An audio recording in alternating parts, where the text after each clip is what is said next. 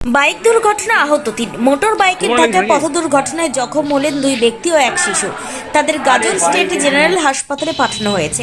জানা গিয়েছে তাদের নাম রূপসী হালদার, বয়স ৩০, উজ্জ্বল হালদার, বয়স ৪০। তাদের বাড়ি গাজল ব্লকের আলাল অঞ্চলের জোরগাছি এলাকায়। তারা দুজনে স্বামী স্ত্রী। তাদের বাচ্চাকে গাজলের ডাক্তার দেখানোর উদ্দেশ্যে আসেন। গাজল ৫১২ নম্বর জাতীয় সড়কের গাজল ছানাবাজার এলাকায় রাস্তা পারাপার হতে গিয়ে এক বাইক তাদের ধাক্কা দিলে তারা মারাত্মকভাবে জখম হন। স্থানীয় লোকজন তাদের উদ্ধার করে গাজল স্টেট জেনারেল হাসপাতালে পাঠায়। মোটর বাইকটি গাজল থানার পুলিশ উদ্ধার করে থানায় নিয়ে যায়। ডাক্তার দেখিয়ে ছেলেকে বাড়িতে যাচ্ছিলাম, তো ভাবলাম যে এক জোড়া জুতা নিয়ে নিই ছেলেটা। জুতা কিনতে যাচ্ছিলাম বাইক রেখে, রাস্তা ক্রসিং করতে গিয়ে অ্যাক্সিডেন্ট। বাইক এসে আমাদের মেরে গেল।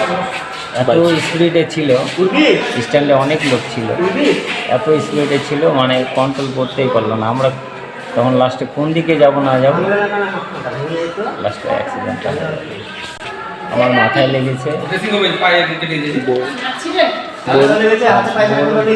বউটারও মাথায় লেগেছে, এখানে একটু হাতটা মনে হয় সরে গেছে বউয়ের। এখন কোথায় আছেন বর্তমানে? এখন কোথায় এখন গাজল হাসপাতালে আছে, গ্রামীণ হাসপাতালে। আপনার নাম? উজ্জ্বল হালদার। আপনার স্ত্রীর নাম? রূপসী হালদার বিশ্বাস।